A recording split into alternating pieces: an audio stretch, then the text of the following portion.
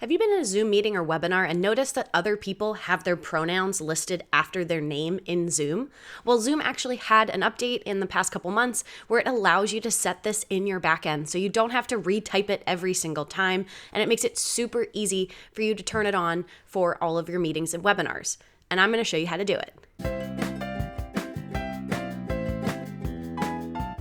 Before we jump into it, I do want to remind you to like, subscribe, turn on that little notification bell so you get notified every single Monday when I drop new videos. I'm Logan Clements, a freelance event producer, and I make videos about Zoom, virtual event tips, hybrid events, in-person events, and running your own business.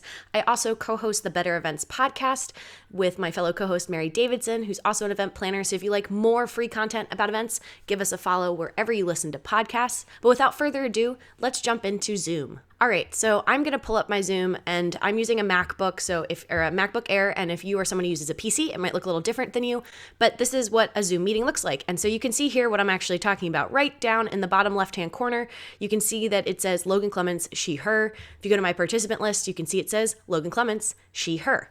Now, one of the great things, I love that Zoom added this as an update. I think pronouns are something we just all need to get used to sharing because, not everyone has the same pronouns.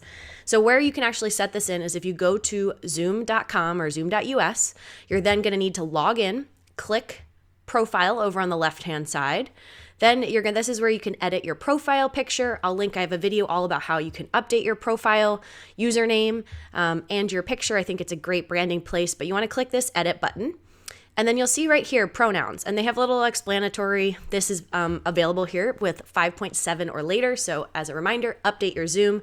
Zoom does not auto update. You have to actually hit update my Zoom. I'll link again. I have a video all about how to do that. And you should just set that like quarterly, or if you're someone who uses Zoom a lot, maybe monthly, just to check. But anyway, you can type them in. So you can put your she, her, he, they, theirs. It's an open field, which I love. Again, good job, Zoom. They're open to kind of any pronouns that you have. And then here's something that I think is just interesting is how would you like to share your pronouns? I always default to just always share in meetings and webinars, but it does have a drop down where you can say, ask me every time after joining. So it'll be a little pop-up whenever you join a Zoom. You'll say, yes, share my pronouns, or you can say, no, don't share my pronouns. And you can also just have it turned off. But this is something that I know it always makes me smile and just feel good when I see that other folks are doing this kind of, I guess, just inclusive thing to have in your Zoom so that you have both your name as well as how you would like people to address you. So that's how you can change your pronouns in Zoom. You'll see those reflected again. I'll just show it one more time for you guys. You can see them down here on the far left, wherever it says my name, Logan Clements, it says she, her, and it would be they, them, he, him, however many pronouns you want to put in there. And then it also shows it on the participant list.